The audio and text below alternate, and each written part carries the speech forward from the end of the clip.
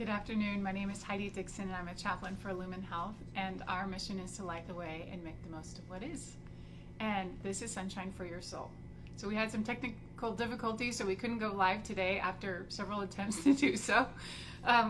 So today is September 11th, and I just want to acknowledge that this post is not about that. I didn't realize when I started thinking about it and writing it that today was going to be September 11th, so it kind of snuck up on me. But we just join our thoughts to yours as our country pauses and hangs flags and feel united again in our vulnerability that continues from that day, from our togetherness and the way that we continue in hope. And we trust that much healing has occurred for you if you were impacted very personally in the 19 years that have passed since that day. So today I want to talk to you about some weighty questions, and this is the most personal post for me, so I'm coming with some vulnerability.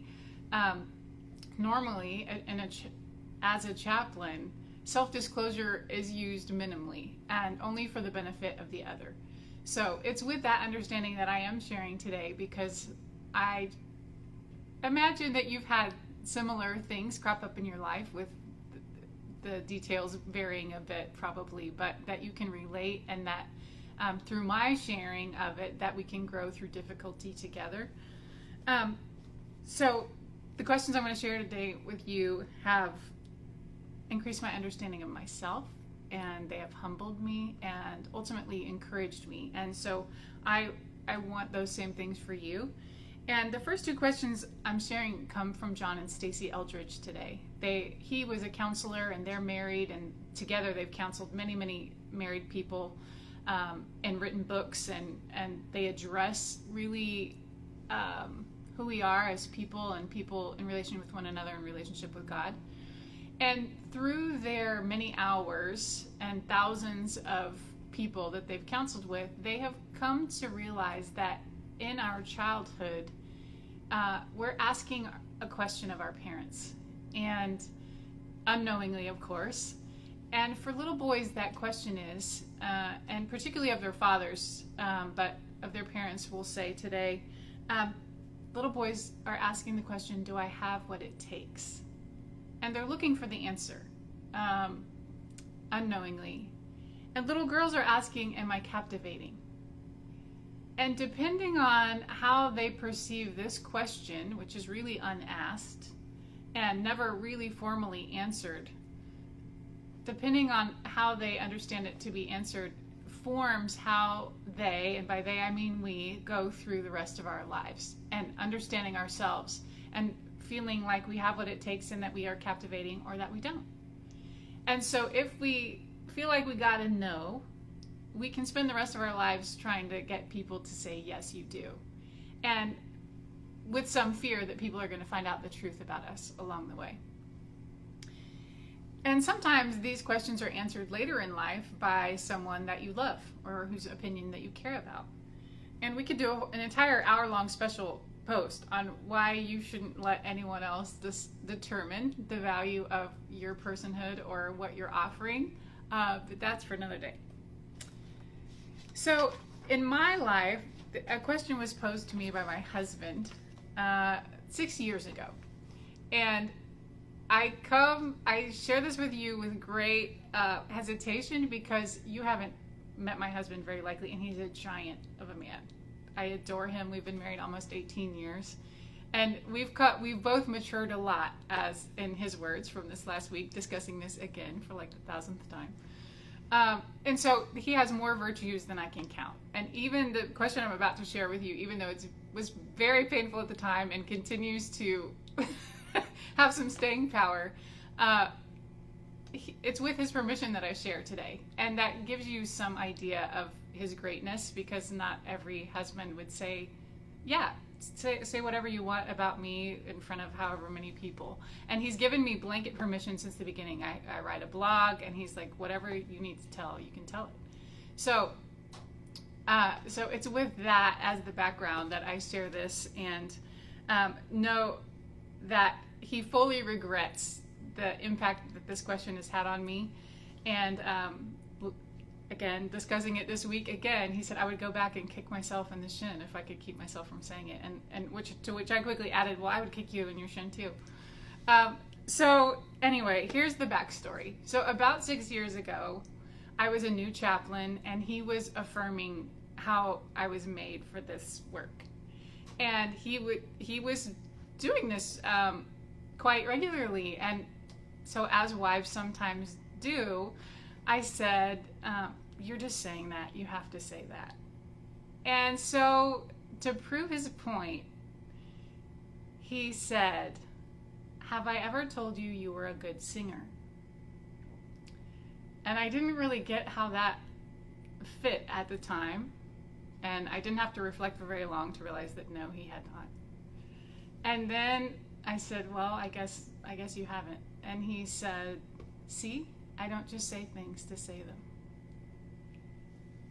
And when I realized what he said, I wanted to die. Because I sang for this man at our wedding reception in front of all these people. I'd written songs for him, and I've been singing at this time, like, for him, like, 12 years, to him or around him, and without any self-consciousness whatsoever. And sorry.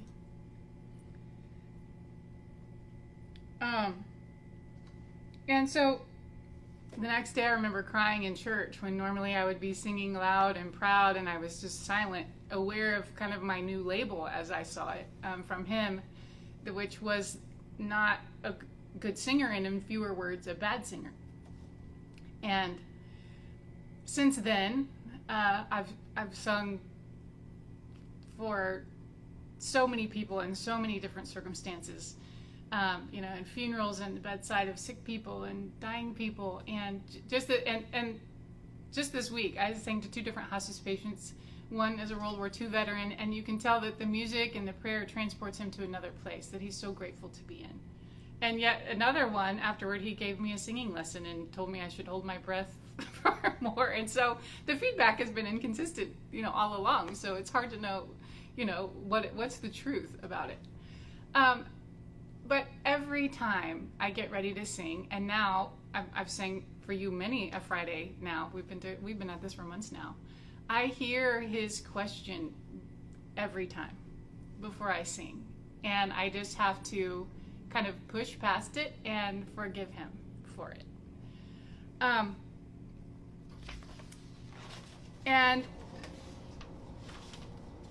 the fact that, and he has to forgive me for being so dang sensitive, that's kind of the place that we come to. He's like, I will be more sensitive, and you have to give me a break. And so I do forgive him, and he forgives me. And I'm reminded of what St. Vincent de Paul says. He says, to pardon injustice received is to heal the wound in your own heart. And so I do. And I pray for the grace to forget myself and to detach from his opinion. And I keep a book, even one of the ways that I've tried to make this a good thing is, I even started this book in 2017 of things about singing and why it's good and why it's good for me. And I wrote to myself, I said, Book of Song and Praise, a work toward acceptance of music, song, creativity, and praise as an integral part of who I am, and thus pleasing to the Lord. And my favorite quote from this book, is from Henry Van Dyke, and he says, use what talents you possess. The woods would be very quiet if no birds sang, except those who sang best. And so I kind of taken that as an encouragement to myself, not knowing if it's good or if it's bad, or and so a few years ago on a silent retreat, I was thinking on these things, and the woman with the alabaster jar just kind of dropped in my lap. And I really think it was God's answer to me, to my anxious heart, to my confusion about who I am, and is singing a part of that. And so I want to read that to you from Mark 14. I forgot my reading glasses, so we'll do my best. And so while Jesus was at Bethany in the house of Simon the leper, as he sat at table, a woman came with an alabaster jar of ointment, of pure nard, very costly, and she broke the jar and poured it over his head. But there were some who said to themselves indignantly, "Why was the ointment thus wasted? For this ointment might have been sold for more than 300 denarii and given to the poor." And they reproached her. But Jesus said, "Let her alone. Why do you trouble her? She has done a beautiful thing to me. For you always have the poor with you, and wherever you will, you can do good to them. But you will not always have me. She has done what she could."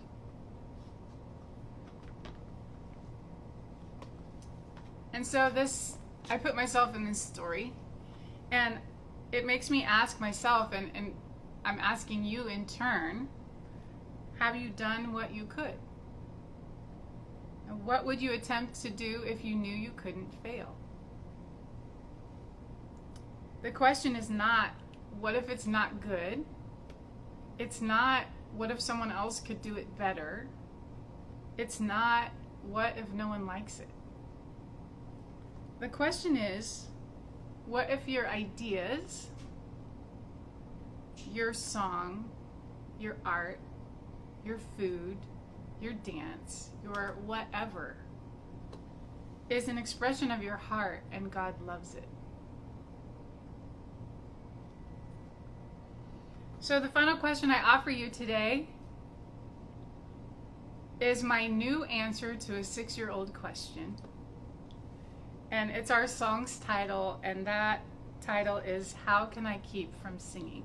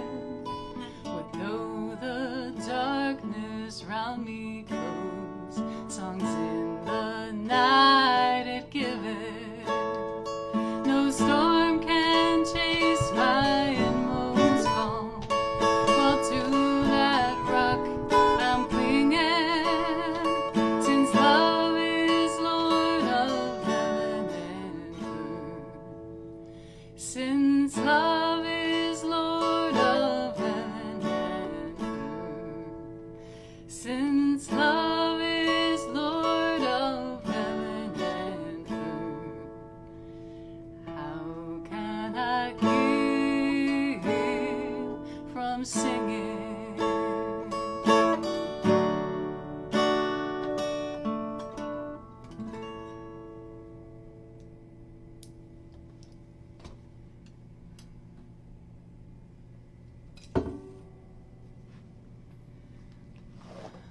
Okay, I'd like to close with a quote from Les Brown.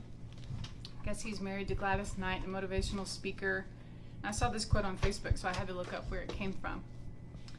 And he says, "The graveyard is the richest place on earth, because it is here that you will find all the hopes and dreams that were never fulfilled, the books that were never written, the songs that were never sung, the inventions that were never shared, the cures that were never discovered. All because someone was too afraid to take that first step, keep with the problem, or determined to carry out their dream." So, I've rewritten this talk so many times today. I want, so my prayer for you today is that God will be with you in your continued exploration of your gifts and how to use them, and for forgiveness for the hurts along the way, and in learning how to live with the questions that in the end God answers best.